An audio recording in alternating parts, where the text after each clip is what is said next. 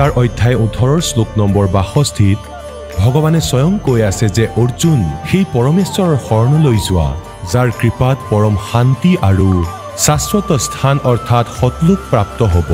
সেই পৰমেশ্বৰ কোন হয়, ক'ত আছে, কেনেকুৱা জানিবৰ কাৰণে নিশ্চয় শুনক জগতগুৰু তত্ত্বদৰ্শী সন্ত ৰামপাল দেৱ মহাৰাজৰ অমৃত বচন। সৰ্বপবিত্ৰ ধৰ্ম পবিত্ৰ শাস্ত্ৰৰ আধাৰত। কোনো কলে ওপৰত শিপা আছে, ঊৰ্ধ্বমূলন আৰু তলত তিনিও গুণৰূপী শাখা আছে। এয়া চাওক, এয়া শ্ৰীমদ ভাগৱত গীতা আকৌ চাওক। আৰু এয়া আপোনালোকে পঢ়ি আছে। এতিয়া আপোনালোকে অধ্যায় 15 প্ৰথম মন্ত্ৰ পঢ়িলে। যি সন্তই এই সংসাৰৰূপী বৃক্ষৰ মূল সহিতে শিপাৰ পৰা পাতলৈকে সম্পূৰ্ণ শুদ্ধকৈ কৈ দিব, সে বেদবিদ, তেওঁ বেদৰ তাৎপৰ্য জনালোক হয়। আগলৈ চাওক, দ্বিতীয় মন্ত্ৰত কি কৈছে? সেই সংসাৰ বৃক্ষৰ তিনিও গুণৰূপী, পানীৰে বাঢ়ি যোৱা নহয়, তিনিও গুণৰূপ বিষয় প্ৰবালা। এয়াও চাওক লগত, বিষয় প্ৰবালা শাখা, এয়া বিষয় বিকাৰযুক্ত তিনিও গুণৰূপী শাখা হয়। ইয়াৰ চিধা অৰ্থ এয়াই হয়। এওঁলোকে আৰু কিবা লিখি থৈছে। এইবোৰ ওপৰলৈ আৰু তললৈ বিয়পি আছে মনুষ্য লোকত। কৰ্মবন্ধনত কৰ্ম অনুসাৰে বান্ধে, যাৰ যেনেকুৱা কৰ্ম হয় সেইফালে ধৰি ৰখাৰো এয়াই মূল কাৰণ হয়, মূল আনি। এই তিনিও গুণ, ৰজগুণ ব্ৰহ্মা, সদগুণ বিষ্ণু আৰু তমগুণ শিৱ, এওঁলোকে জীৱক কৰ্ম অনুসাৰে ইয়াত বান্ধি ৰাখে, ইয়াত বন্দী কৰি ৰাখে। ওপৰলৈ আৰু তললৈ বিয়পি আছে তিনিওৰে, অৰ্থাৎ ব্ৰহ্মা বিষ্ণু মহেশ্বৰ যি স্থিতি, তেওঁলোকৰ যি প্ৰভুত্ব, সেই পৃথিৱী লোকত, তলত পাতাল লোকত আৰু ওপৰত স্বৰ্গ লোকত, সকলোতে এওঁলোক এটাকৈ বিভাগৰ মন্ত্ৰী। ৰজগুণ বিভাগৰ ব্ৰহ্মা, সদগুণ বিভাগৰ বিষ্ণু আৰু তমগুণ বিভাগৰ শিৱ। এতিয়া আমি চাব লাগিব যে ৰজগুণ ব্ৰহ্মা, সদগুণ বিষ্ণু, তমগুণ শিৱ হয়। তেতিয়া আমি এই পবিত্ৰ শাস্ত্ৰ গীতা বুজিব পাৰিম। ইয়াৰ বাবে এতিয়া আমি সহযোগ লম পবিত্ৰ শ্ৰীমদ দেৱী ভাগৱত দুৰ্গা পুৰাণৰ সংস্কৃত সহিতে, এয়া হিন্দী টিকা সহিতে। এয়া ক'ৰ পৰা ছপা হৈছে?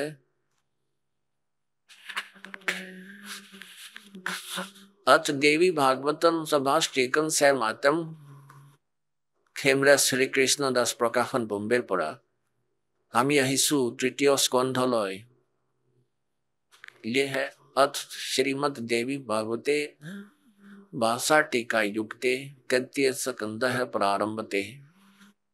এতিয়া ইয়ালৈ আহক। এতিয়া ইয়াৰ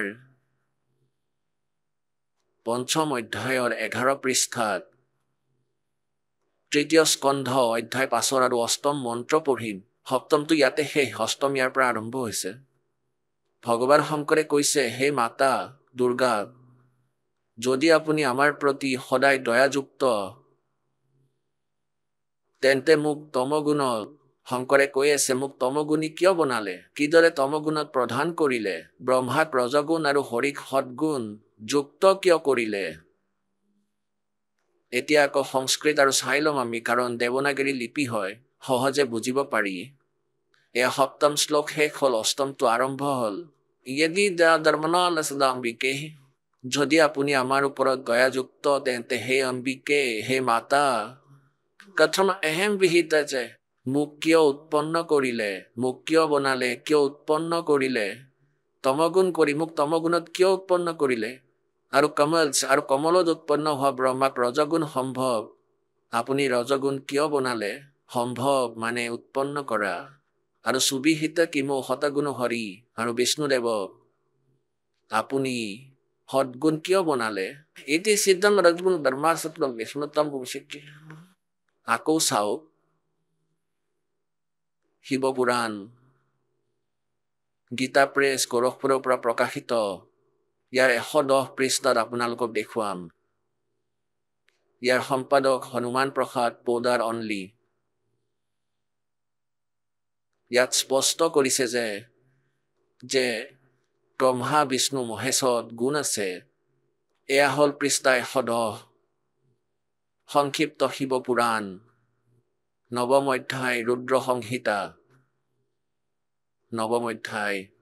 এইদৰে ব্ৰহ্মা বিষ্ণু আৰু ৰুদ্ৰ এই তিনি দেৱতাত গুণ আছে। ৰজগুণ ব্ৰহ্মা, সৎগুণ বিষ্ণু আৰু তমগুণ শিৱ। ৰুদ্ৰ অৰ্থাৎ মহেশ বুলিও কয় ইয়াক। কিন্তু শিৱ এই কাল নিজেই শিৱ ৰূপত প্ৰকট হৈ পৰে। কেতিয়াবা ব্ৰহ্মাৰ ৰূপ ধৰে, কিন্তু শিৱ অৰ্থাৎ কালক গুণাতীত মানে, অৰ্থাৎ কাল ব্ৰহ্মা বিষ্ণু মহেশৰ পৰা ভিন্ন হয়। এতিয়া আপোনালোকক দেখুৱাইছিলোঁ আৰু অলপ দেখুৱাব লাগিব। সেয়াই প্ৰকৰণ। এবাৰ ব্ৰহ্মা বিষ্ণু মহেশৰ মাজত কাজিয়া লাগিল, আৰু সেয়াও এই কথাত যে বিষ্ণুৱে ক'লে মই তোমাৰ দেউতা, আকৌ ব্ৰহ্মাই ক'লে মই তোমাৰ দেউতা। এওঁলোকৰ মাজত স্তম্ভ থিয় কৰি দিলে। এয়া ২৪ পৃষ্ঠাত সংক্ষিপ্ত শিৱ পুৰাণৰ আৰু বিদ্ধেশ্বৰ সংহিতাত। ইয়াত এই দুয়োৰে মাজত কাজিয়া লাগিল আৰু কাল আহিল মাজত। আকৌ তেওঁ ক'লে, ব্ৰহ্মা আৰু বিষ্ণুৱে সুধিলে, প্ৰভু সৃষ্টি আদি ৫টা কৃতৰ লক্ষণ কি হয়? এয়া আমাক দুজনক বুজাই দিয়ক। ভগৱান শিৱই ক'লে, মানে কালে ক'লে, এওঁলোকৰ বাপ পিতাই।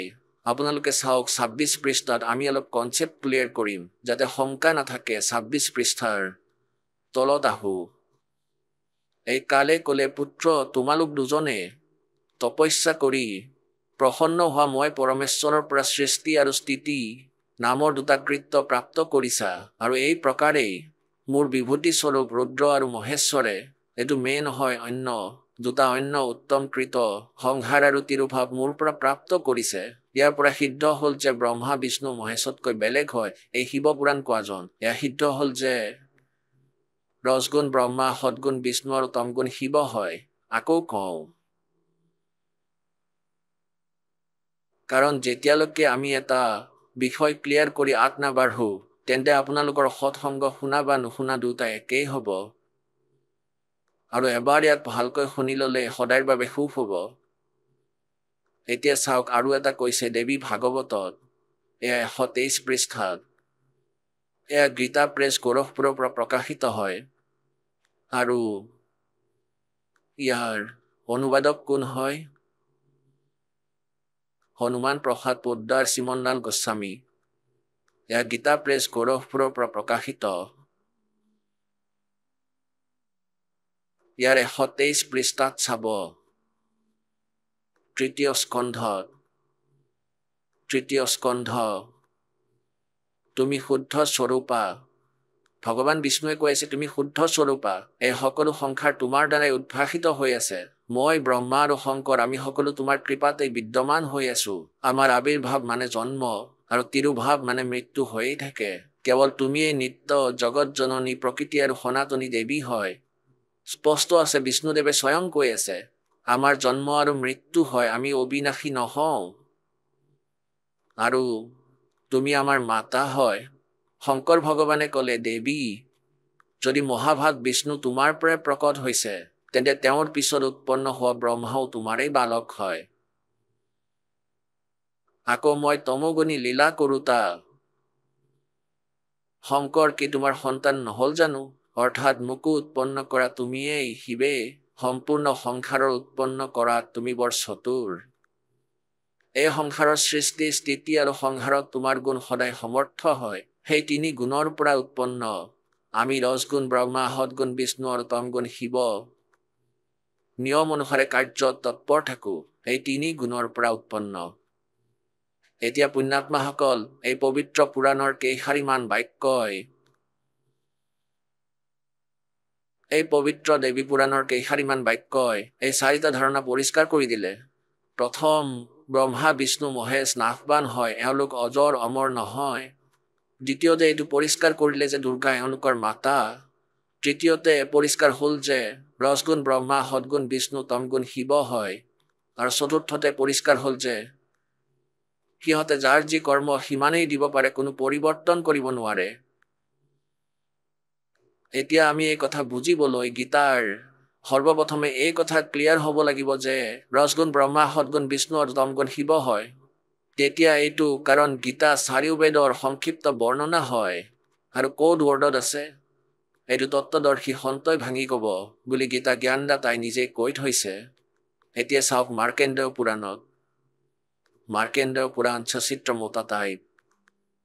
গীতা প্ৰেছ গোৰখপুৰৰ পৰা প্ৰকাশিত। ইয়াৰ 123 পৃষ্ঠাত চাব। এই প্ৰকাৰে স্বয়ংভূ পৰমাত্মাৰ 3টা অৱস্থা আছে। ৰজগুণ প্ৰধান ব্ৰহ্মা, তমগুণ প্ৰধান ৰুদ্ৰ আৰু সৎগুণ প্ৰধান বিশ্বপালক বিষ্ণু। আৰু এওঁলোকে তিনিজন দেৱতা আৰু এইসকলেই তিনি গুণ হয়। ৰজগুণ ব্ৰহ্মা, সৎগুণ বিষ্ণু আৰু তমগুণ শিৱ। এওঁলোক তিনি গুণ বুলি জনাজাত ইতি সিদ্ধম। পুণ্যাত্মাসকল, এতিয়া আমি শ্ৰীমদ দেৱী ভাগৱতখন অতি সহজে বুজিম। চাব, এয়া শ্ৰীমদ দেৱী ভাগৱত, জয়দয়াল গোবিন্দকা ইয়াৰ অনুবাদক হয়। গীতা প্ৰেছ গোৰখপুৰৰ পৰা প্ৰকাশিত। এয়া 15 অধ্যায়ৰ, আমি পঞ্চদশ অধ্যায়ৰ প্ৰথম মন্ত্ৰ আমি পঢ়িলোঁ। আৰু দ্বিতীয় এইটো যে এই সংসাৰৰ তিনি গুণ ৰূপী ৰজগুণ ব্ৰহ্মা, সৎগুণ বিষ্ণু, তমগুণ শিৱ ৰূপ এইসকল শাখা হয়। ইয়াত চাব, বিষয় প্ৰবালা শাখা, বিষয় ভোগ অৰ্থাৎ বিকাৰযুক্ত এইবোৰ শাখা ওপৰলৈ আৰু তললৈ বিয়পি পৰিছে। মনুষ্য লোকত কৰ্ম বান্ধোনত, কৰ্ম অনুসাৰে বান্ধি ৰখাও এই তিনি গুণ এই ব্ৰহ্মা বিষ্ণু মহেশ বান্ধোনৰ মুখ্য কাৰণ হয়, গুৰি হয়। ক'বলৈ গ'লে বেমাৰৰ গুৰি এওঁলোক হয়। আৰু তলে ওপৰে বিয়পি আছে সকলো লোকতে নহয়, কেৱল তিনিটা লোকত, ইয়াত ওপৰত আৰু তলত। তৃতীয়ত কৈছে এই সংসাৰ বৃক্ষৰ স্বৰূপ যেনেকুৱা বুলি কৈছে তেনেকুৱা ইয়াত বিচাৰ কালত পোৱা নাযায়। বিচাৰ কাল মানে গীতা জ্ঞানদাতাই কৈছে এই সংসাৰৰূপী বৃক্ষৰ বিষয়ে মই যি জানো সেয়া সম্পূৰ্ণ নহয়। তুমি আৰু মই বিচাৰ কৰা সময়ত গীতাৰ ডিছকাছনত মই সম্পূৰ্ণকৈ ক'ব পৰা নাই। এই সংসাৰৰূপী বৃক্ষৰ স্বৰূপ অৰ্থাৎ এই ব্ৰহ্মাণ্ডৰ সৃষ্টি ৰচনাৰ বিষয়ে যেনেকুৱা কৈছে তেনেকুৱা ইয়াত বিচাৰ কালত গীতাৰ জ্ঞানত পোৱা নাযায়, কাৰণ না ইয়াৰ আদি আছে, মোৰ ইয়াৰ আদি আৰু অন্তৰ জ্ঞান নাই, আৰু না ই ভালকৈ স্থিতি লৈছে, কাৰণ মই নাজানো। সেইকাৰণে এই মূলম অহংকাৰ মমতা বাসনা নহয়, অতি দৃঢ় মূল থকা অৰ্থাৎ অবিনাশী পৰমাত্মা ৰূপী শিপা আছে। তেওঁতো অবিনাশী হয়, কেতিয়াও নাশ নহয়। সেই দৃঢ় মূল মানে অবিনাশী পৰমাত্মা ৰূপী শিপা থকা সংখ্যাৰূপী আহতৰ বৃক্ষ। দৃঢ় মানে দৃঢ়, অসংশস্ত্ৰেণ, এয়া বৈৰাগ ৰূপ অস্ত্ৰৰ দ্বাৰা কাটি নহয়, তত্ত্বজ্ঞানৰূপী অস্ত্ৰৰ দ্বাৰা কাটি, অৰ্থাৎ তত্ত্বজ্ঞানেৰে ভালদৰে বুজি তাৰ পাছত এয়া চতুৰ্থ শ্লোকত স্পষ্ট কৰি দিছে। তাৰ পাছত সেই পৰম পদৰূপ পৰমেশ্বৰক ভালদৰে বিচাৰিব লাগিব। য'ত যোৱা পুৰুষ অৰ্থাৎ সাধক আকৌ উভতি সংসাৰলৈ কেতিয়াও নাহে, আৰু যি পৰমেশ্বৰৰ দ্বাৰা এই প্ৰাচীন সংসাৰ বৃক্ষৰ প্ৰবৃত্তি বিস্তাৰিত হ'ল, যি সৰ্বব্ৰহ্মাণ্ড ৰচনা কৰিলে যিজন ভগৱানে, আৰু সেই আদি পুৰুষ নাৰায়ণৰ মই শৰণত আছো। এইদৰে দৃঢ় নিশ্চয় কৰি সেই পৰমেশ্বৰৰ মনন আৰু স্মৰণ কৰিব লাগিব, অৰ্থাৎ প্ৰপদে মানে পূজা কৰিব। গীতাৰ জ্ঞানদাতাই কৈছে যে তাৰেই পূজা কৰিব লাগিব, য'ত যোৱাৰ পাছত আকৌ উভতি সংসাৰত কেতিয়াও আহিব নালাগে। এতিয়া পুণ্যাত্মাসকল, প্ৰসংগ আছিল যে সত্য যুগৰ ব্ৰাহ্মণে বেদৰ ক খও নাজানিছিল, আৰু এই কলি যুগৰ কথা কৈ দিলো। আপোনালোকে পঢ়িলে, বাৰে বাৰে ক'লেতো শোভা নাপায়।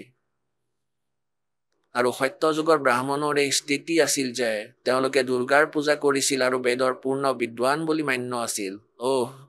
দুৰ্গাই কৈছে নাই, মোৰ পূজাও বাদ দিয়া, ব্ৰহ্মৰ সাধনা কৰা। তেওঁৰ ওম নাম হয়, ব্ৰহ্মলোকত থাকে, আপোনালোক তালৈকে যাব।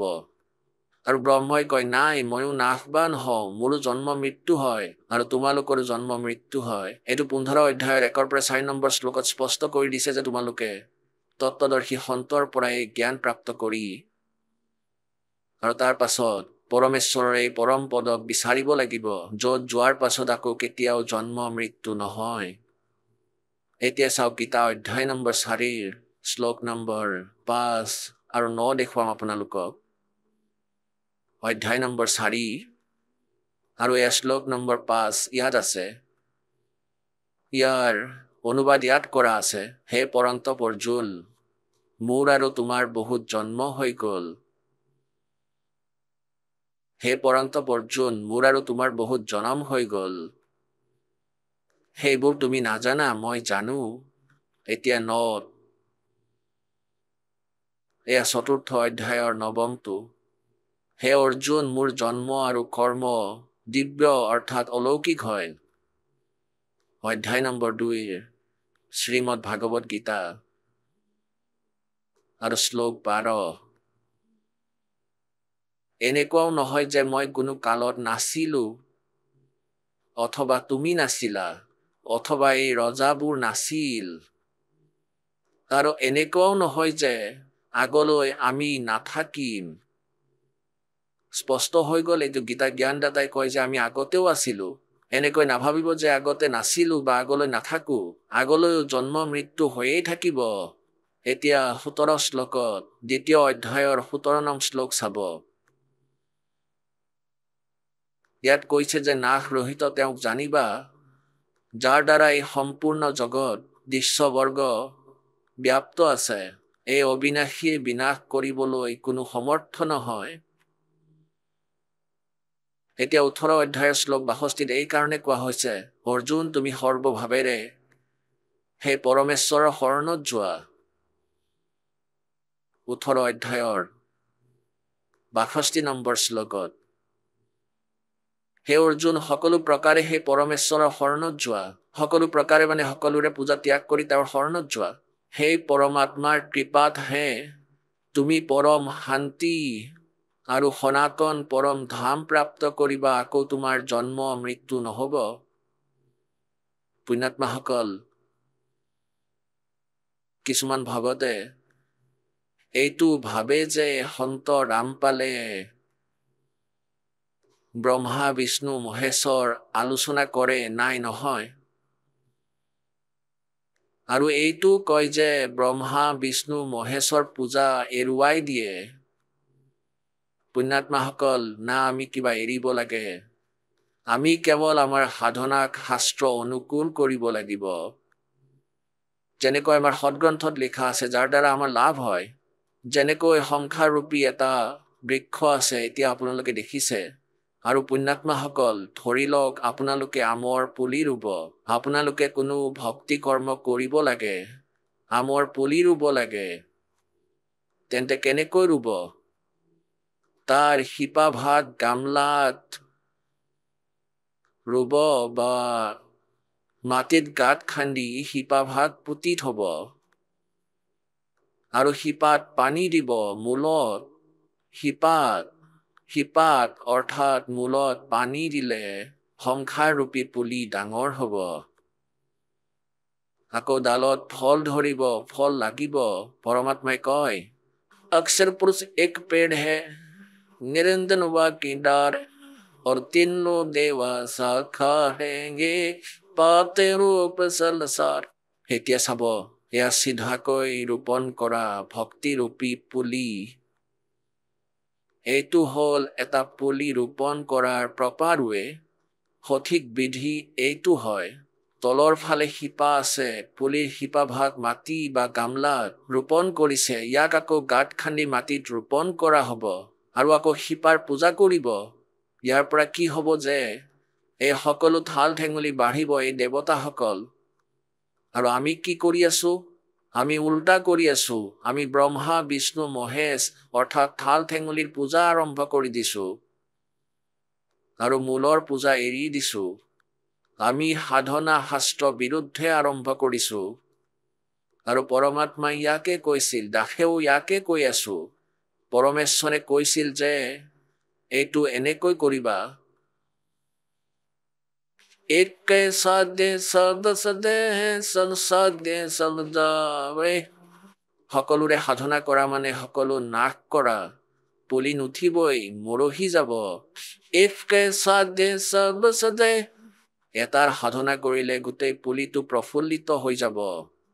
और सब साधे समझावे, মালি অৰ্থাৎ জনা বুজা ব্যক্তিজন যিয়ে সঠিক পদ্ধতিৰ লগত পৰিচিত থাকে। মালি সিচে মূল গহ ও ফলে ফুল গৈ। চাওকচোন কিমান সহজভাৱে কৈ দিছে পৰমাত্মাই যে এটাৰ সাধনা কৰিলে সকলোৰে সাধনা হৈ যায়। অৰ্থাৎ পুৰা কাম হৈ যাব মোৰ ভগৱানৰ পূজা কৰিলে। এয়াতো নাশ কৰি দিলে ভক্তিৰ। আৰু আমি এনেকুৱাই কৰি আছো, সঁচাকৈ এনে সাধনাই কৰি আছো, গীতা আৰু বেদৰ অনুসৰি নকৰি মনে সজা সাধনা কৰি আছো। এতিয়া আপোনালোকক দেখুৱাম গীতা অধ্যায় নম্বৰ 3।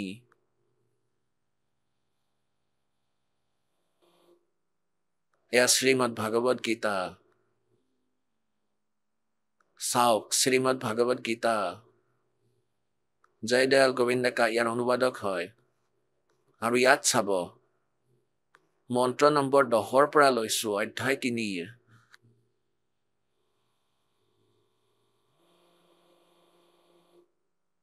দহত কৈছে প্ৰজাপতিয়ে, এই ব্ৰহ্মা এনেই লিখিছে, ঠিক আছে চলিব।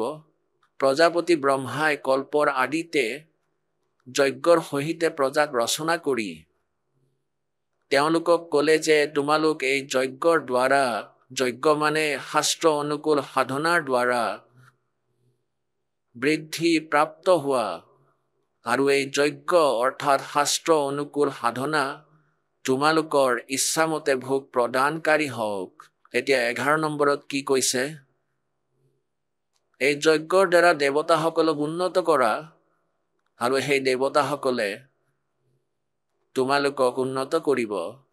এইদৰে নিস্বাৰ্থভাৱে ইজনে আনজনক উন্নত কৰি থাকি তোমালোকে পৰম কল্যাণ প্ৰাপ্ত কৰিবা।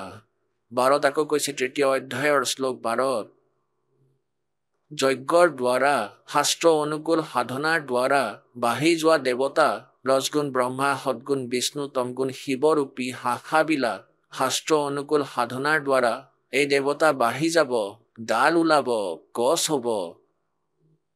যজ্ঞৰ দ্বাৰা বৃদ্ধিপ্ৰাপ্ত এই দেৱতাই তোমালোকক নিবিচৰাকৈ ইচ্ছা কৰা ভোগ নিশ্চয় দি থাকিব। সেই দেৱতাৰ দ্বাৰা দিয়া হোৱা ভোগবোৰ যি পুৰুষে তেওঁলোকক নিদিয়াকৈ অৰ্থাৎ দান নকৰাকৈ নিজেই ভোগ কৰে তেওঁলোক চোৰেই হয়।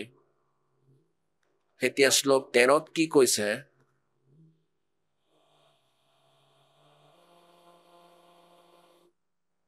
যজ্ঞৰ ৰাহি অন্ন খোৱা শ্ৰেষ্ঠ পুৰুষ সকলো পাপৰ পৰা মুক্ত হৈ যায়। যি পাপী লোক তেওঁলোকে নিজৰ শৰীৰ পোষণ কৰিবলৈহে অন্ন বনায়, তেওঁলোকে পাপকেই খায়। এতিয়া 14 আৰু 15 এয়া লিখা আছে, সম্পূৰ্ণ প্ৰাণী অন্নৰ পৰা উৎপন্ন হয়। অন্নৰ উৎপত্তি বৃষ্টি অৰ্থাৎ বৰষুণৰ পৰা হয়। বৃষ্টি যজ্ঞৰ দ্বাৰা হয়, আৰু যজ্ঞ বিহিত কৰ্মৰ পৰা উৎপন্ন হয়। বিহিত কৰ্ম অৰ্থাৎ শাস্ত্ৰ অনুকূল সাধনাৰে যজ্ঞ সঠিক হয়। আৰু কৰ্ম সমুদায় অৰ্থাৎ কৰ্মক তুমি ব্ৰহ্ম উদ্ভৱম, ইয়াত তেওঁলোকে বেমেজালি কৰি দিলে। ইয়াত লিখি দিলে বেদৰ পৰা উৎপন্ন নহয়, ব্ৰহ্মৰ পৰা উৎপন্ন। কালৰ লোকত আহিলে আমাৰ এই কৰ্ম কৰিব লাগিব। আমি কৰ্ম কৰিলেই পাম, বিনা কৰ্মত একোৱেই পোৱা নাযাব। গতিকে ব্ৰহ্মৰ পৰা এই কৰ্ম লাগে। আৰু ব্ৰহ্মৰ উৎপত্তি অৰ্থাৎ জ্যোতি নিৰঞ্জন কালৰ উৎপত্তি। ইয়াত ব্ৰহ্ম মানে বেদ ভুল লিখিছে। জ্যোতি নিৰঞ্জন কাল অৰ্থাৎ ব্ৰহ্মক অবিনাশী পৰমাত্মাৰ পৰা অৰ্থাৎ পৰম অক্ষৰ ব্ৰহ্মৰ পৰা উৎপন্ন হোৱা বুলি জানিবা। তেওঁৰ পৰা উৎপন্ন হোৱা কাল ব্ৰহ্ম। ইয়াৰ পৰা সিদ্ধ হৈ যে সৰ্বগতম ব্ৰহ্ম, সৰ্বব্যাপী পৰম অক্ষৰ পৰমাত্মাহে সদায় যজ্ঞত প্ৰতিষ্ঠিত। সকলো ধাৰ্মিক অনুষ্ঠানত শাস্ত্ৰ অনুকূল সাধনাত এই পৰম অক্ষৰ ব্ৰহ্মই, পৰম অক্ষৰ পৰমাত্মা বা পৰম অক্ষৰ ব্ৰহ্ম, সৰ্বগতম ব্ৰহ্মই হে প্ৰতিষ্ঠিত। তেওঁকে ইষ্ট মানি পূজা কৰিব লাগে। তেওঁকে এই সংসাৰ ৰূপী শিপাৰ মূলক পুজিব লাগে, তেতিয়াই সকলোৰে লাভ হ'ব। এতিয়া আপোনালোকক দেখাওঁ। এতিয়া আপোনালোকে কি পঢ়িলে? গীতাৰ অধ্যায় নম্বৰ 3 আৰু শ্লোক নম্বৰ 10ত কৈছে যে আৰম্ভণি কল্পৰ আদি প্ৰজাপতি ব্ৰহ্মাই কৈছিল যে তোমালোকে ধাৰ্মিক শাস্ত্ৰ অনুকূল সাধনা কৰা, আৰু ইয়াৰ জৰিয়তে তোমালোকে ইচ্ছানুযায়ী ভোগ পাবা। আৰু 11 নম্বৰত কৈছে জ্ঞানৰ জৰিয়তে দেৱতাসকলক উন্নত কৰা।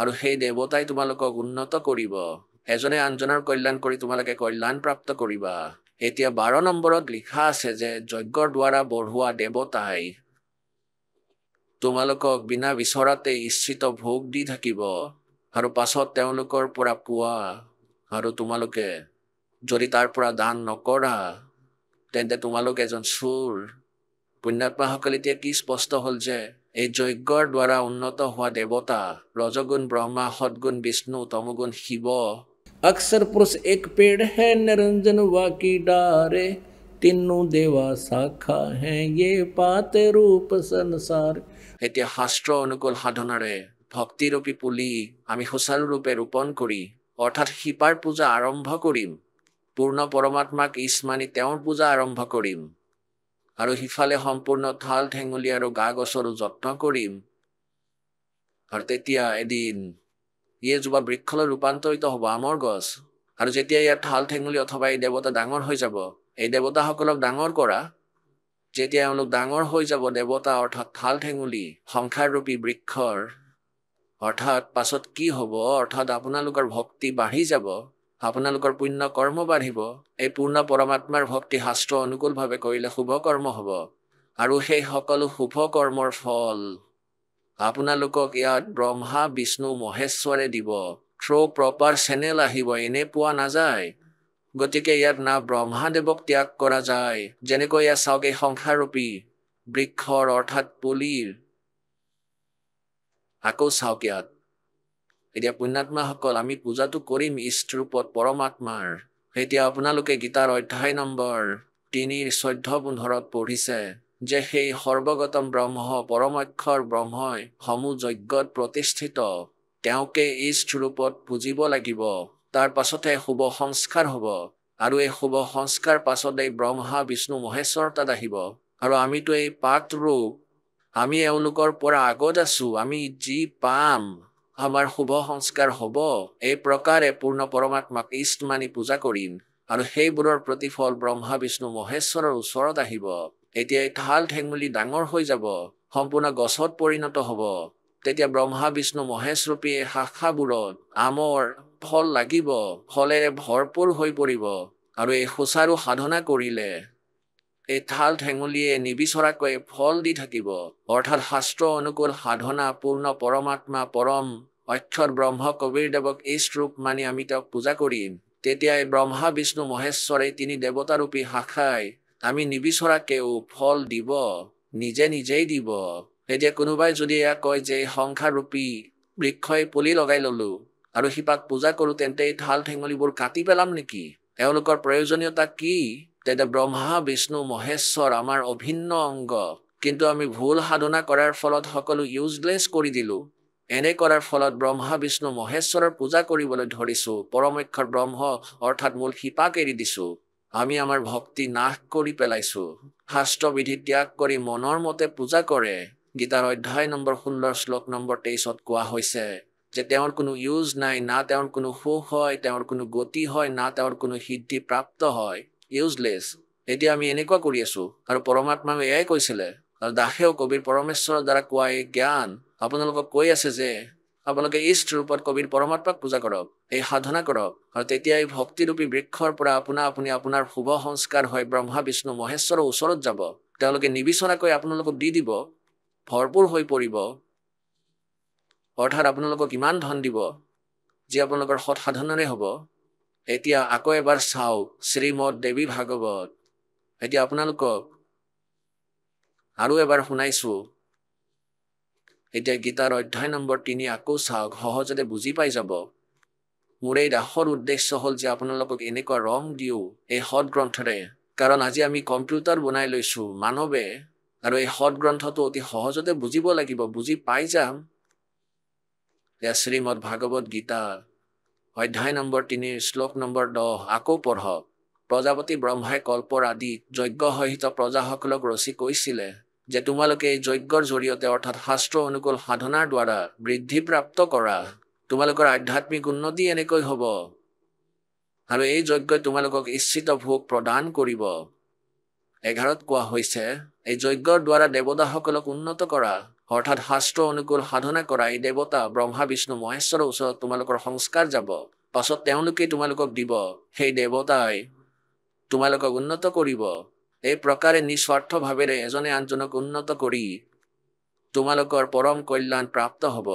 বাৰক কোৱা হৈছে আকৌ যজ্ঞৰ দ্বাৰা বঢ়োৱা দেৱতা অৰ্থাৎ শাস্ত্ৰ অনুকূল সাধনা কৰিলে বৃক্ষৰ শাখা ডাঙৰ হ'ব, অৰ্থাৎ এজোপা ডাঙৰ গছত পৰিণত হ'ব। আপোনালোকৰ ভক্তিৰূপী পুলিটো ডাঙৰ গছ হৈ পৰিব, অৰ্থাৎ বহুত প্ৰচুৰ পৰিমাণৰ ধন আধ্যাত্মিক ভক্তি হৈ যাব আপোনালোকৰ। তেতিয়া যজ্ঞৰ দ্বাৰা বঢ়োৱা দেৱতা এই 3 গুণৰূপী শাখাও ডাঙৰ হ'ব, ডাঙৰ হৈ যাব। তেওঁলোকৰ তাত আমাৰ শুভ সংস্কাৰ প্ৰচুৰ হৈ পৰিব। তেতিয়া আমি নিবিচৰা স্বত্তেও যেনেকৈ ঠাল ঠেঙুলি ফলেৰে ভৰপূৰ হৈ পৰে, ইচ্ছা কৰা ভোগ অৱশ্যেই দি থাকিব। আৰু ইয়াৰ দ্বাৰা ভগৱানে আপোনালোকক যি পৰিমাণে ধন দিছে আৰু ইয়াৰ পৰা যদি আপুনি কিছু পৰিমাণে দান নকৰে, তেন্তে এই বিষয়ে কোৱা হৈছে সেই দেৱতাসকলৰ দ্বাৰা দিয়া হোৱা ভোগ যিজন পুৰুষে ইয়াক নিদিয়ে, অৰ্থাৎ আকৌ সৎ সাধনা নকৰে, দান নকৰে, তেন্তে তেওঁ এজন চোৰ। এতিয়া 13ত আকৌ কৈছে যজ্ঞৰ পৰা বাচি যোৱা অন্ন খাওঁতা, যেনেকৈ ইয়াত পৰমাত্মা কবিৰ দেৱক ইষ্ট মানি ভোগ লগোৱা হয় আৰু এই প্ৰসাদ থৈ দিয়া হয়। প্ৰথমতে পৰমাত্মাৰ ভোগ উলিয়াই ৰাখি আপোনালোকক সৎসংগৰ পাছত ভোগ বিতৰণ কৰা হয়। সেই যজ্ঞৰ পৰা বাচি যোৱা অন্ন পৰমাত্মাক ভোগ লগোৱাৰ পিছত বাচি যোৱা অন্ন খাওঁতা শ্ৰেষ্ঠ পুৰুষ সকলো পাপৰ পৰা মুক্ত হৈ যায়। আৰু যিসকল পাপী লোকে কেৱল শৰীৰ পোষণ কৰিবলৈ অন্ন ৰান্ধে, সেইসকল লোকে পাপ ভক্ষণ কৰি আছে। যিসকলে দান ধৰ্ম নকৰে, এতিয়া 14-15ত স্পষ্ট কৰি দিছে সম্পূৰ্ণ প্ৰাণী অন্নৰ পৰা উৎপন্ন হয়। অন্নৰ উৎপত্তি বৰষুণৰ পৰা, বৃষ্টিৰ পৰা হয়, বৃষ্টি যজ্ঞৰ পৰা হয়। আৰু যজ্ঞ বিহিত কৰ্মেৰে শাস্ত্ৰ অনুকূল সাধনাৰে যজ্ঞ সফল হয়। আৰু কৰ্ম হয় ব্ৰহ্মৰ পৰা। ইয়াত ইহঁতে ভুল কৰিছে, ব্ৰহ্মৰ পৰা উৎপন্ন হৈ কালৰ লোকত আহিছো, গতিকে কৰ্ম কৰিবলগীয়া হৈছে। সৎলোকত আমাৰ নিষ্কৰ্ম সিদ্ধিপ্ৰাপ্ত আছিল, তাত একো কাৰ্য কৰিবলগীয়া নহয়। আৰু ব্ৰহ্ম ইয়াত বেদ লিখি দিছে। ব্ৰহ্মৰ উৎপত্তি হৈছে অক্ষৰ পুৰুষৰ পৰা, অবিনাশী পৰমাত্মাৰ পৰা। আৰু সেই অবিনাশী পৰমাত্মাই উৎপন্ন হোৱা বুলি জানিবা। আৰু তস্মাৎ ইয়াৰ দ্বাৰা সিদ্ধ হয় যে সৰ্বগতম ব্ৰহ্ম অৰ্থাৎ সৰ্বব্যাপী কুলৰ মালিক পৰমক্ষৰ পৰমাত্মা অৰ্থাৎ পৰমক্ষৰ ব্ৰহ্ম সদায় যজ্ঞত প্ৰতিষ্ঠিত। তেওঁ ইষ্ট ৰূপত পূজ্য, ইষ্ট মানি তেওঁৰ সাধনা সৎ সাধনা শাস্ত্ৰ অনুকূল সাধনা কৰা, ইয়াৰ দ্বাৰা তোমালোকৰ লাভ হ'ব। পুণ্যাত্মাসকল, এইখন সৎগ্ৰন্থ, ইয়াৰ ভিতৰত অতি গভীৰ ৰহস্য আৰু যথাৰ্থ জ্ঞান আছে। এয়া আজিৰ পৰা নহয়, অসংখ্য যুগৰ পৰা এয়াই জ্ঞান আছে। আৰু এইসকল মূৰ্খ যি নকল ঋষি মহৰ্ষি আছিল, ইহঁতৰ জ্ঞান নাছিলে, যাৰ ফলত আজিলৈকে আমাৰ দুৰ্গতি হৈ আছে। আপোনালোকে কৰি চাওক এই সাধনা পুণ্যাত্মাসকল, সৎ মনেৰে 1-2 বছৰ কৰি চাওক। কিন্তু আমি কি কৰোঁ যে কালৰ দূতৰ সংখ্যা অধিক।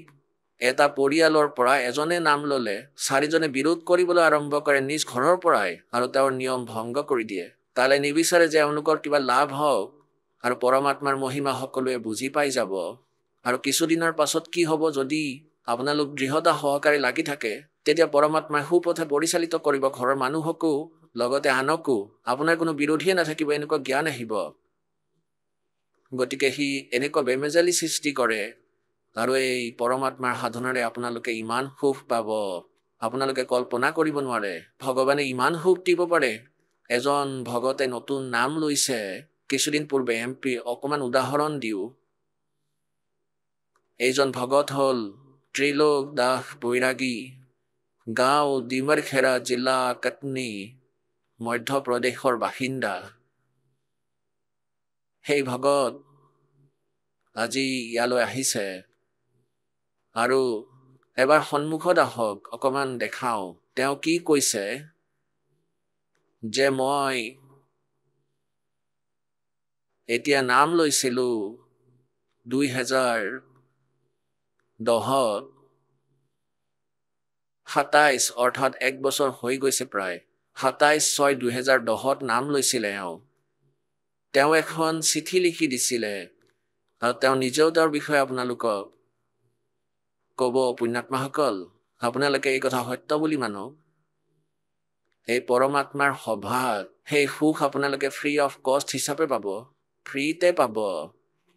কিন্তু সেই সকলে পাব যিসকলে দৃঢ় হৈ সম্পূৰ্ণ নিয়ম পালন কৰি ভগৱানৰ ভক্তি কৰিব। তাৰপিছত চাব তেখেতে কি কৈছে, মই ত্ৰৈলোক দাস বৈৰাগী, মোৰ গাঁও তিমৰখেৰা জিলা কাটনি, মধ্যপ্ৰদেশৰ বাসিন্দা। মই 27/6/2010 চনত নাম লৈছিলোঁ। মই যেতিয়া নাম লৈছিলোঁ তেতিয়া মই জনা নাছিলোঁ যে নাম দান নহয়, বৰঞ্চ মই অমৃত লৈ আছোঁ। মোৰ কথা আপোনালোকৰ অতি ৰঞ্জিত লাগিব, কিন্তু মই গুৰুদেৱৰ চৰণৰ শপত খাই কৈছোঁ। ইয়াত মই যি অনুভৱ কৰিছোঁ বা যিবোৰ প্ৰমাণ মোৰ সন্মুখত আছে, এইবোৰ মই কল্পনা কৰা নাছিলোঁ। ইয়াৰ পৰা মোৰ যি লাভ হৈছে তেওঁ কৈছে মই কল্পনা কৰা নাছিলোঁ। মোৰ সতে এনেকুৱা আশ্চৰ্য কাণ্ড হ'ব। নাম লোৱাৰ 6 মাহলৈকে মই গুৰুদেৱে কৈ দিয়া আটাইবোৰ বিধি পালন কৰি আছিলোঁ। হঠাৎ 6 মাহৰ পাছত মোৰ এবছৰীয়া ল'ৰাৰ বেমাৰ হ'ল, যাৰ জন্ম 5জনী ছোৱালীৰ পিছত হৈছিল। মই মোৰ ল'ৰাৰ চিকিৎসা প্ৰায় এমাহ ধৰি MBBS ডাক্তৰৰ পৰা কৰি আছিলোঁ, কিন্তু এমাহলৈকে মোৰ ল'ৰা সুস্থ নহ'ল। হঠাৎ এদিন ল'ৰাটোৰ ৰাতিপুৱা 9 মান বজাত চকু বন্ধ হৈ গ'ল, মানে অচেতন হৈ গ'ল। মই তাক লৈ উমৰিয়া বানলৈ গ'লোঁ। তাত সকলো ডাক্তৰে চিকিৎসা কৰিবলৈ অস্বীকাৰ কৰিলে। এই উমৰিয়া বান কোনো উদাসীন হ'ব। মই তাক লৈ চিহৰা গ'লোঁ। সকলো ঠাইত MBBS ডাক্তৰ আছিল, কিন্তু ল'ৰাটোৰ অৱস্থা দেখি সকলো চিকিৎসকে তাৰ চিকিৎসা কৰাৰ বাবে অস্বীকাৰ কৰিলে। এনেকুৱা লাগিছিল তেওঁলোকে ক'ব বিচাৰিছে যে তোমাৰ ল'ৰাৰ মৃত্যু হৈছে। ল'ৰাটোৰ বয়স মাত্ৰ 1 বছৰ আছিল। সাহস গোটাই এজন ডাক্তৰে ক'লে যদি ইয়াক অক্সিজেন দিয়া হয় তেনেহ'লে হয়তো কিবা এটা হ'ব পাৰে। মই তৎক্ষণাত এখন 4-চকীয়া ভাড়া কৰিলোঁ আৰু জবলপুৰৰ উদ্দেশ্যে ওলাই গ'লোঁ, যি মোৰ গাঁৱৰ পৰা প্ৰায় 100 কিলোমিটাৰ দূৰত। তালৈ গ'লোঁ। তালৈ যোৱাৰ পাছত আকৌ ডাক্তৰে ক'লে, মই বেজীও লগাই চাইছোঁ, কোনো প্ৰতিক্ৰিয়া হোৱা নাই। বেজী লগাই চালোঁ আৰু তেওঁলোকে ক'লে যে সি আৰু নাই। তেতিয়া মই ক'লোঁ ভৰ্তি কৰক আৰু ভৰ্তি কৰি চিকিৎসা আৰম্ভ কৰক আৰু বাকী সকলো পৰমাত্মাৰ ওপৰত এৰক। ডাক্তৰে ক'লে যদি 6 ঘণ্টাৰ ভিতৰত ইয়াৰ জ্ঞান আহে তেনেহ'লে বাচিব পাৰে, অন্যথা বিপদ হ'ব পাৰে। ৰাতিপুৱা 9 বজাৰ পৰা ৰাতি 9 বাজিল, অৰ্থাৎ 12 ঘণ্টা হৈ গ'ল, কিন্তু ল'ৰাটো চেতনা নাহিল। ল'ৰাৰ মাকে আৰু মই কান্দিব ধৰিলোঁ। তেতিয়া হঠাৎ মোৰ পৰমাত্মাৰ সেই জ্ঞান গংগা আৰু ভক্তি সদাগৰৰ বাৰ্তাপুথিত লিখা চমৎকাৰৰ কথা স্মৰণ কৰিলোঁ। প্ৰভুৰ ওচৰত প্ৰাৰ্থনা কৰিলোঁ, কান্দিব ধৰিলোঁ। মনত কৰিলোঁ সেই সময়তে মোৰ ল'ৰা ডাক্তৰ আহিল আৰু তেখেতে আকৌ এটা ইনজেকশ্যন দিলে। ইনজেকশ্যন দিয়া মাত্ৰই ল'ৰাটোৱে কান্দিব ধৰিলে, যেন সেই ইনজেকশ্যন স্বয়ং গুৰুদেৱেহে দিছে। গোটেই হলত আনন্দৰ জোৱাৰ আহিল। ডক্তৰে মোৰ মূৰত হাত থৈ ক'লে, এতিয়া তোমাৰ ল'ৰাৰ চেতনা আহিছে। এনেকুৱা ৰোগৰ বহুত কম ল'ৰা-ছোৱালীহে চেতনা ঘূৰি আহে। মই হস্পিটেলত গুৰুদেৱৰ চৰণত বন্দনা কৰিলোঁ, ধন্যবাদ জ্ঞাপন কৰি কান্দি পেলালোঁ। ডক্তৰে ক'লে, ইয়াৰ একেৰাহে 8 দিন চিকিৎসাৰ আৱশ্যকতা আছে। 24 ঘণ্টাৰ খৰচ 5,000 টকা খৰচ হয়। তেতিয়া মই ডাক্তৰক ক'লোঁ আমাক ডিচাৰ্জ দি দিয়ক। এইবোৰ ডাক্তৰৰ পক্ষে সম্ভৱ নহয়, পৰমাত্মাইহে মোৰ সন্তানক জীৱন দিছে। তাৰ পৰা ডিচাৰ্জ লৈ আহি গ'লোঁ আৰু মোৰ ল'ৰা একেবাৰে সুস্থ হৈ পৰিল। বলো সতগুৰুকে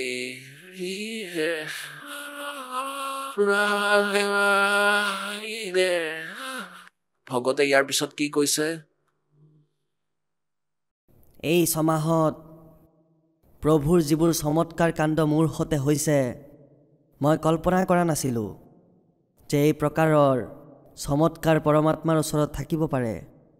মই ত্ৰিলোকী দাস বৈৰাগী, গাঁও ডিমৰখেৰা জিলা কাটনি, মধ্যপ্ৰদেশৰ পৰা। 27/6/2010 চনত মই নামদান লৈছিলোঁ। আৰু মোৰ পুত্ৰ বিচাৰি বিচাৰি 5জনী ছোৱালীৰ জন্ম হৈছিল। শেষত পৰমাত্মাৰ কৃপাৰে মোৰ এজন পুত্ৰ উপজিল। কিন্তু এবছৰ হওঁতেই তাৰ স্বাস্থ্য এনেকৈ বেয়া হ'ল যে তাৰ বেমাৰ যাক ডাক্তৰে মূৰত জ্বৰ উঠিলে ল'ৰা ছোৱালী কমাত গুচি যায়। ঠিক তেনেকুৱা ঘটনা মোৰ ল'ৰাৰ সৈতে ঘটিছিল। আৰু গাঁৱত যিসকল MBBS ডাক্তৰ আছিল তেওঁলোকে মানা কৰিছিল চিকিৎসা কৰিবলৈ। মোৰ লাগিছিল যে মই মোৰ ল'ৰাটোক হেৰুৱাই পেলাম, কিন্তু পৰমাত্মাৰ প্ৰতি বিশ্বাস ৰাখি তাক মই সেই Jabalpur heart hospital research centre যি আছে তালৈ লৈ গ'লোঁ, য'ত মুম্বাই আৰু দিল্লীৰ ডাক্তৰ আছে। তেওঁলোকে ল'ৰাটোৰ অৱস্থা দেখি তাক ভৰ্তি কৰিবলৈ মানা কৰি দিলে। ইয়াক যদি ভৰ্তি কৰোঁ তেন্তে বহুত ৰিস্ক আছে, হয়তো ই নাবাচিব, সেইবাবে ভালদৰে ভাবি চিন্তি লওক। কিন্তু মই পৰমাত্মাৰ প্ৰতি বিশ্বাস ৰাখি ক'লোঁ, আপুনি মোৰ ল'ৰাটোক ভৰ্তি কৰক, বাকী সকলো পৰমাত্মাৰ ওপৰত এৰি দিয়ক। যেতিয়া ৰাতিপুৱাৰ পৰা ৰাতি 10 বাজি গ'ল কিন্তু ল'ৰাটোৰ চেতনা নাহিল, তেতিয়া হঠাৎ মোৰ ভক্তি সদাগৰ সন্দেশ আৰু জ্ঞান গংগাত লিখা চমৎকাৰৰ ওপৰত চকু পৰিল। আৰু মই সাষ্টাংগ প্ৰণাম কৰি সেই হস্পিটেলতেই গুৰুদেৱৰ ধ্যান আৰম্ভ কৰিলোঁ। ৰাতি প্ৰায় 12মান বজাত যেতিয়া ডাক্তৰ আহিলে তেতিয়া তেওঁ মোক সুধিলে মোৰ ল'ৰাটোৰ অৱস্থা কেনেকুৱা। মই ক'লোঁ যেনেকুৱা অৱস্থাত মই ৰাতিপুৱা লৈ আহিছিলোঁ তেনেকুৱা অৱস্থাতে ৰাতিও দেখা গৈছে, একো উন্নতি হোৱা নাই। ডাক্তৰে এটা বেজী লগালে আৰু ক'লে যে এটা ইনজেকশ্যন যি ৰাতি 12মান বজাত দিব লাগে ইয়াত কৰঙণত লগাইছিলে। সেই ইনজেকশ্যনটো লগোৱা মাত্ৰই ল'ৰাটোৱে কান্দি উঠিল। বেজীটো দিয়াৰ লগে লগে কান্দিলে। পৰমাত্মাৰ দয়া দেখি মই প্ৰফুল্লিত হ'লোঁ আৰু যি ৰাতিপুৱা দুখত কান্দি আছিলোঁ আৰু পিছদিনা আনন্দত চকু পানী ওলাল। আৰু মই গুৰুদেৱক বহুত বহুত ধন্যবাদ কৰিলোঁ। আৰু ডাক্তৰে মোক ৰাতিপুৱা ক'লে তাক 4 দিন ইয়াত ভৰ্তি ৰাখিব লাগিব। মই ক'লোঁ আপুনি আমাক ডিচাৰ্জ দিয়ক, পৰমাত্মাই আমাৰ ওপৰত দয়া কৰিছে, যি হ'ব দেখা যাব। তেতিয়া ডক্তৰে ক'লে ঘৰত নিলে বিপদ হ'ব পাৰে। আজি প্ৰায় 6 মাহ হৈ গ'ল মোৰ ল'ৰাৰ, তাৰ জ্বৰো উঠা নাই। আৰু সেই 1.5 বছৰীয়া ল'ৰাই মই 500 টকাৰে এখন গুৰুদেৱৰ ডাঙৰ চিত্ৰ বনাইছোঁ যি পূজাৰ কোঠালিত থোৱা হৈছে। তাক সি স্বয়ং নিজে পৰমাত্মাৰ সন্মুখত গৈ সি পূজা কৰে। মই 15 বছৰৰ পৰা চৰকাৰী স্কুলত চকীদাৰীৰ কাম কৰি আছিলোঁ। হঠাৎ এদিন ইয়াৰ পৰা গুৰুদেৱৰ আদেশ হ'ল যে কাকো ধপাত আনি নিদিবা, কাকো গুটখা আনি নিদিবা, পাপ হ'ব। তেতিয়া মোৰ বৰ অসহায় বোধ হৈছিল। যেতিয়া তেওঁলোকে কৈছিল যে যোৱা পাণ লৈ আহা, গুটখা লৈ আহা, তেতিয়া মই মানা কৰিছিলোঁ। চাহাব লোক আছিল, গতিকে মানা কৰিব নোৱাৰি। তথাপিও কৈছিলোঁ যে মই এই কাম কৰিব নোৱাৰোঁ। তেতিয়া গুৰুদেৱে এনেকুৱা দয়া কৰিলে, হঠাৎ মোৰ প্ৰমোচন হৈ গ'ল আৰু মই চকীদাৰৰ পৰা বাবু হৈ গ'লোঁ। गुरुदेव की जय। 1 जनवरी को मैं बलजी महाराज की जय। এতিয়া 1 জানুৱাৰী 2011ত মোৰ প্ৰমোচন হৈছে আৰু মই চকীদাৰৰ পৰা হায়াৰ ছেকেণ্ডেৰী মুৰাৰীত ক্লাৰ্ক হৈ গ'লোঁ। এতিয়া না মই গুটখা আনি দিব লাগে আৰু না পাণ। আৰু মই আনৰ বাবে যি চকী ঠিক কৰিছিলোঁ আজি সেই চকীতে মই নিজে বহোঁ আৰু গুৰুদেৱক ধন্যবাদ জ্ঞাপন কৰোঁ। মোৰ সৰু ভাইটি আছে, সি MA কৰাৰ পিছত ইফালে ইফালে ঘূৰি ফুৰিছিল। মই দুখীয়া মানুহ, তাক BEd কৰাব পৰা নাছিলোঁ। কিন্তু ইয়াৰ পৰা নাম লোৱাৰ পাছত মই তাক BEdৰ পৰীক্ষা দিয়ালোঁ। BEdত 30 নম্বৰ পোৱাটো অতি আৱশ্যক হয়, তেতিয়াহে এডমিশ্যন পোৱা যায় ডাঙৰ কলেজত। কিন্তু মোৰ সেই সৰু ভাইয়ে মাত্ৰ 29 নম্বৰ পাইছিল।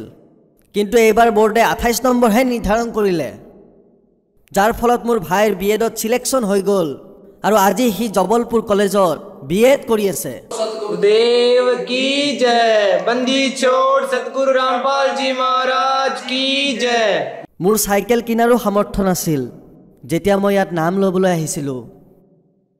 প্ৰভুৰ এনেকুৱা কৃপা হ'ল যে এতিয়া 6 মাহ আগতে মই এখন 55,000 টকাৰ হিৰো হণ্ডা কিনিলোঁ, নতুন, যাৰ ওপৰত গুৰুদেৱৰ নাম লিখাইছোঁ বাইকৰ ওপৰত, আৰু ইয়াৰ ওপৰত গুৰুৰ কৃপা লিখাইছোঁ। কাৰণ আজি মই যিবোৰ সুখ আৰু শান্তি দেখি আছোঁ, মোৰ যি সন্মান বৃদ্ধি পাইছে, এয়া গুৰুৰে কৃপা। बोलो सतगुरुदेव की जय हो। सच्चाई। अच्छा बेटा, शाबाश, जा बेटा, शाबाश। এতিয়া পুণ্যাত্মাসকল, আপোনালোকৰ সন্মুখত এই মৰমৰ আত্মাই নিজৰ এতিয়া চাওক এবছৰ হৈছেহে নাম লোৱাৰ সৎ মনেৰে তেওঁ অধিকাৰীৰ সৈতেও সংঘৰ্ষ কৰিছিলে যে মই মোৰ নিয়ম ভংগ নকৰোঁ। বহু সমস্যাৰ সন্মুখীন হৈছিল। পৰমাত্মাই ক'লে, পুত্ৰ তোমাৰ সমস্যা দূৰ কৰি পেলাও, ক্লাৰ্ক বনাই দিলে। আৰু এতিয়া তেওঁ কৈছে যে প্ৰথমে মোৰ ল'ৰা অচেতন আছিল, ডাক্তৰে অক্সিজেন লগাই দিছিলে, গোটেইখিনি কৰিছিল। ডাক্তৰে কৈছিল 6 ঘণ্টাৰ ভিতৰত যদি চেতনা আহে তেনেহ'লে সি বাচিব, কিন্তু 12 ঘণ্টা হৈ গ'ল আৰু চেতনা নাহিল। ডাক্তৰে প্ৰথমে বেজী দি চাইছিলে, অৱস্থাৰ উন্নতি নাই হোৱা। ৰাতি 12টা বজাত যেতিয়া ডাক্তৰে ইনজেকশ্যন লগাইছিল, এনেকুৱা ইনজেকশ্যন লগোৱা মাত্ৰ একশ্যন কৰেনে? সেইবোৰে 1 ঘণ্টা পাছতহে প্ৰতিক্ৰিয়া কৰে। সেই ইনজেকশ্যনটো লগোৱাৰ লগে লগে কেঁচুৱাটোৱে কান্দি উঠিল, বচাবতো মালিকেই লাগিছিল। আৰু সেই ডাক্তৰে ক'লে 8 দিন ৰাখিব লাগিব। তেওঁ ক'লে আপোনালোকৰ দ্বাৰা সম্ভৱ নহয়, তোমালোকৰতো একশ্যন পিৰিয়ড পাৰ হৈ গৈছিল। আমাৰ কবিৰ ভগৱানে জীয়াই তুলিছে আৰু আজি 6 মাহ হ'ল সেই ল'ৰাটো সুস্থ। বলো সতগুৰুদেৱ। समर्थ का शरणागहो रंग होरी हो, कदे न हो ए काज राम रंग होरी हो। सोचल छिद्र मैं करूं अपने जन के काज, अरनक्स पूजो मार जो मैं नरसिंह धर लूं साज। सतगुर जो चावे सो कर ही 14 कोट दूत जम डर ही ऊत भूत जम त्रास निवारे, और चित्र गुपत के कागज पाड़े। बोलो सतगुरुदेव। এওঁৰ সন্তানৰ আয়ুস নাছিল, পৰমাত্মাই চিত্ৰগুপ্তৰ কাগজ ফালি দিছিল। কবিৰ ইজ গড, কবিৰ ইজ গড। বলো সতগুৰুদেৱ কি জয় হো। পৰম পিতা পৰমাত্মা পূৰ্ণ ব্ৰহ্ম, সৰ্বসৃষ্টি ৰচয়িতা,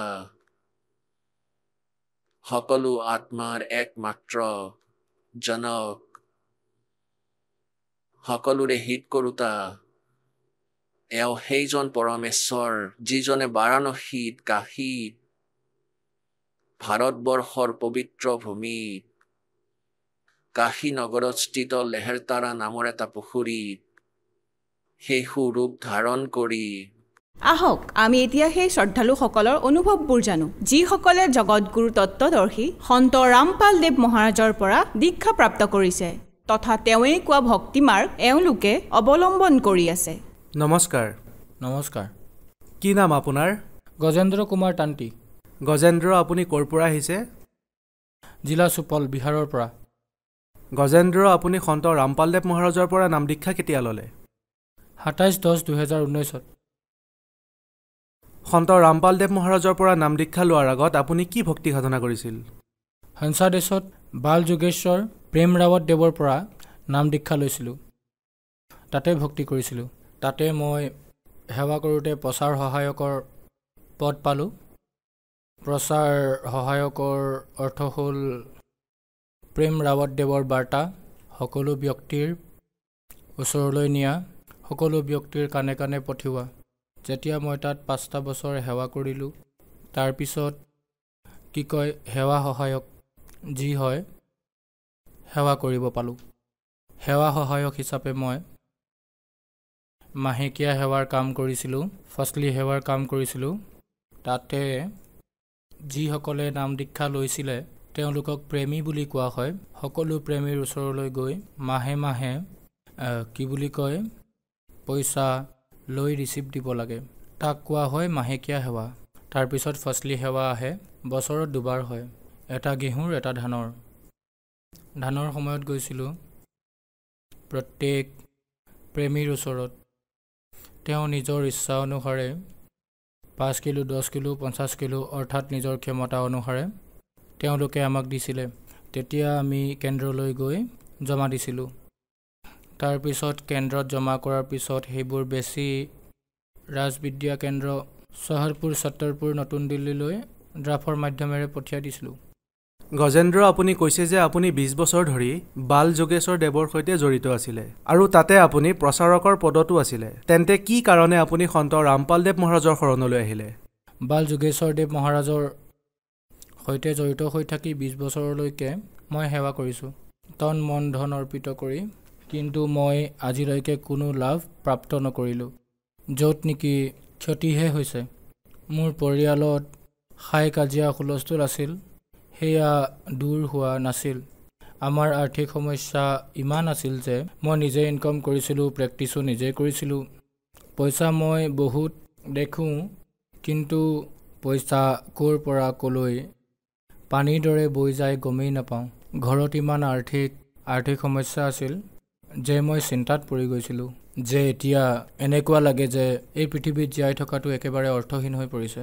ইয়াৰ পিছত 2014 জগতগুৰু তত্ত্বদৰ্শী সন্ত ৰামপাল দেৱ মহাৰাজৰ শিষ্য এজন মই লগ পালোঁ। তেওঁ ক'লে যে আপুনি যি প্ৰেম ৰাৱত দেৱৰ পৰা নাম দীক্ষা যি লৈছে সেয়া কালৰ ভক্তি। এই ভক্তিক আপুনি এৰি জগতগুৰু তত্ত্বদৰ্শী সন্ত ৰামপাল দেৱ মহাৰাজৰ শৰণলৈ আহক।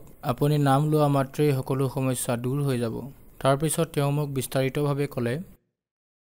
তেওঁ কোৱাৰ পিছত মই যেতিয়া চাৰ্চ কৰিলোঁ তেতিয়া সকলোখিনি জগতগুৰু তত্ত্বদৰ্শী সন্ত ৰামপাল দেৱ মহাৰাজে যি কৈ আছিলে তেওঁ ঠিকেই কৈ আছিলে, এয়া কালৰ ভক্তিয়েই হয়।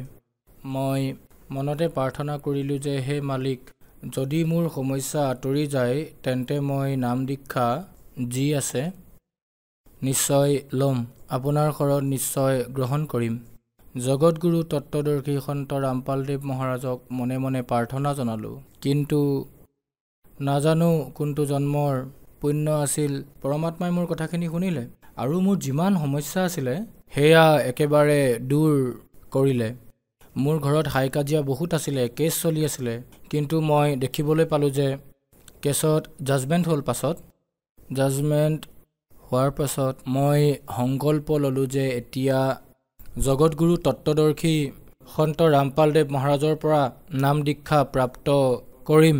তাৰ পাছত সন্ত ৰামপাল দেৱ মহাৰাজৰ পৰা নাম দীক্ষা প্ৰাপ্ত কৰিলোঁ। সন্ত ৰামপাল দেৱ মহাৰাজৰ পৰা নাম দীক্ষা লোৱাৰ পিছত আপোনাৰ কি লাভ হ'ল?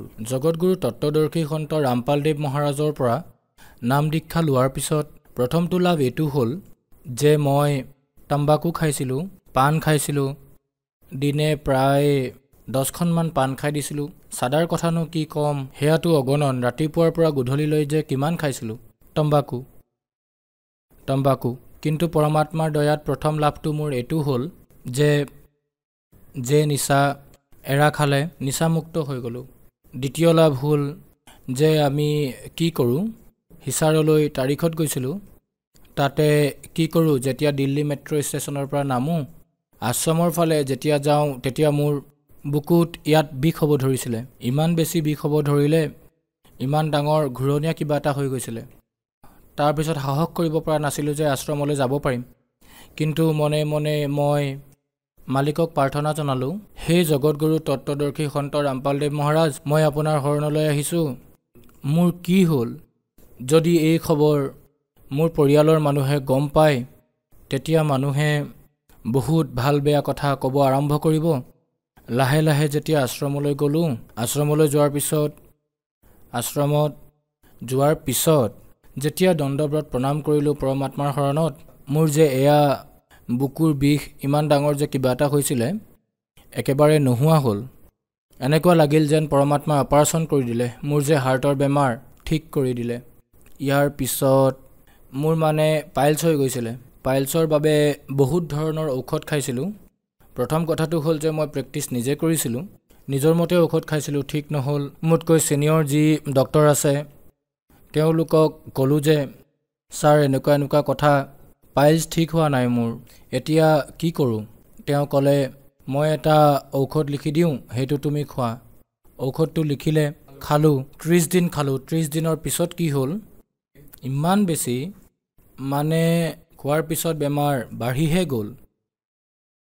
মানে কি হ'ল মূৰ ঘূৰাবলৈ ধৰিলে কাৰণ তেজ গৈ আছিলে তেজ ওলোৱা পাইলছ হৈছিলে ভাল হোৱা নাছিল এনেকুৱা লাগিব ধৰিলে যে ডাঙৰ ডক্টৰৰ ওচৰলৈ যাব লাগিব তাৰপিছত হঠাতে মোৰ মনলৈ আহিল জগতগুৰু তত্ত্বদৰ্শী সন্ত ৰামপালদেৱ মহাৰাজক প্ৰাৰ্থনা জনাব লাগিব তেতিয়া মই প্ৰাৰ্থনা জনালোঁ প্ৰাৰ্থনা জনোৱাৰ পিছত যেতিয়াই পৰমাত্মাই সিফালৰ পৰা আদেশ দিলে দয়া কৰিলে তেতিয়া 24 ঘণ্টাৰ ভিতৰতে মোৰ তেজ ওলোৱা পাইলছ ঠিক হৈ গ'ল আজিলৈকে মই ভালে আছোঁ সুস্থ হৈ আছোঁ কোনো ধৰণৰ সমস্যা হোৱা নাই আৰ্থিক সমস্যা হোৱা নাই ইয়াৰ বাহিৰে মোৰ পত্নীৰ এটা সমস্যা আছিলে লিকডিয়া আছিলে লিকডিয়াৰো মই বহুত ঔষধ দিছিলোঁ ডক্টৰকো দেখুৱাইছিলোঁ আল্ট্ৰাছাউণ্ডো কৰাইছিলোঁ কিন্তু ঔষধ খোৱাৰ পাছতো সকলোবোৰ এনেই গ'ল ভাল নহ'ল বেকাৰ গুচি গ'ল গোটেই পৰিয়ালত সকলোৱে নাম দীক্ষা লোৱাৰ পিছত মোৰ পত্নীৰ লিকৰিয়া ঠিক হৈ গ'ল এতিয়া একেবাৰে সুস্থ ইমানবোৰ সমস্যাৰ মাজত মোৰ স্থিতি ইমানেই বেয়া হৈ গ'ল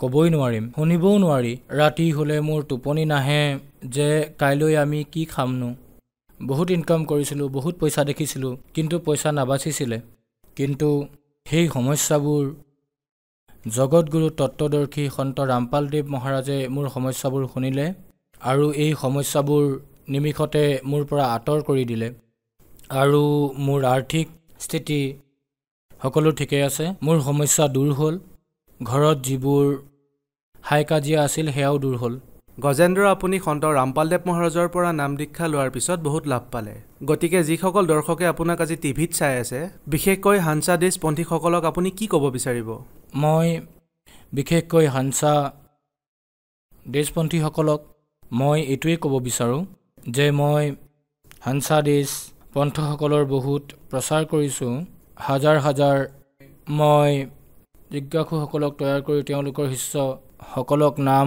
উপদেশ দিয়াইছিলোঁ মই তেওঁলোকক প্ৰাৰ্থনা জনাওঁ যে আপোনালোকে জগতগুৰু তত্ত্বদৰ্শী সন্ত ৰামপালদেৱ মহাৰাজৰ শৰণলৈ আহক তেওঁ পৃথিৱীলৈ স্বয়ং পৰমাত্মাৰ ৰূপত আহিছে তেওঁৰ বাহিৰে সমগ্ৰ পৃথিৱীত সমগ্ৰ দেশত কোনো জগতগুৰু তত্ত্বদৰ্শী সন্ত অৱতাৰ নাই আৰু আন যিমানবোৰ এই পৃথিৱীত সন্ত আছে তেওঁলোক ভণ্ড হয় পাখণ্ড হয় তাৰ পৰা একো লাভ নহয় তেওঁলোকে কালৰ জ্ঞান দিয়ে আৰু কেৱল কালৰ জ্ঞানেই নহয় জ্ঞান দিয়াৰ বাহিৰেও ঘৰৰ পৰা চান্দাৰ ৰূপত মাহে কি বুলি কয় পইচা দিবলগীয়া হয় যদি আপুনি দিব নোৱাৰে তেন্তে আপোনাক তেওঁলোকৰ ভগত বুলি কোৱা নহয় তেওঁলোকক তলৰ শ্ৰেণী বুলি গণনা কৰা হয় মই আপোনালোকক প্ৰাৰ্থনা জনাইছোঁ হাত জোৰ কৰি প্ৰাৰ্থনা জনাওঁ যে আপোনালোকে নকলি ভণ্ড পাখণ্ডবোৰক ত্যাগ কৰি জগতগুৰু তত্ত্বদৰ্শী সন্ত ৰামপালদেৱ মহাৰাজ যি পৃথিৱীলৈ পৰমাত্মাৰ ৰূপত আহিছে তেওঁৰ শৰণলৈ আহি নাম দীক্ষা গ্ৰহণ কৰক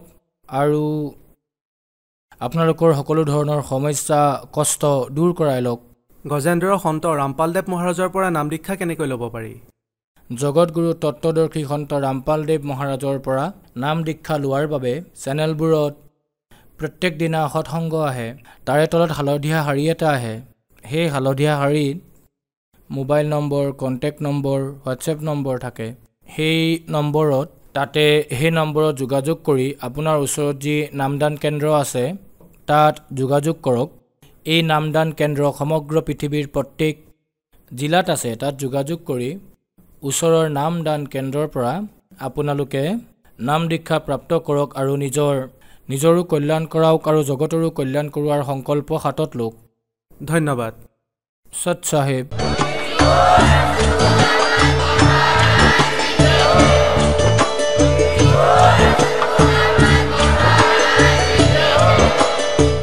আপুনি শুনি আছিলে জগতগুৰু তত্ত্বদৰ্শী সন্ত ৰামপালদেৱ মহাৰাজৰ মংগল প্ৰবচন অধিক জানিবৰ বাবে ভিজিট কৰক আমাৰ ৱেবছাইট www.jagatgururampalji.org সন্ত ৰামপালদেৱ মহাৰাজৰ শুভ আশীৰ্বাদত সমগ্ৰ বিশ্বতে 500তকৈও অধিক নাম দীক্ষা কেন্দ্ৰ আছে য'ত সন্ত ৰামপালদেৱ মহাৰাজৰ দ্বাৰা বিনামূলীয়া নাম দীক্ষা দি থকা হৈছে আপোনাৰ নিকটৱৰ্তী নাম দীক্ষা কেন্দ্ৰৰ ঠিকনা জানিবলৈ সম্পৰ্ক কৰক 8222880541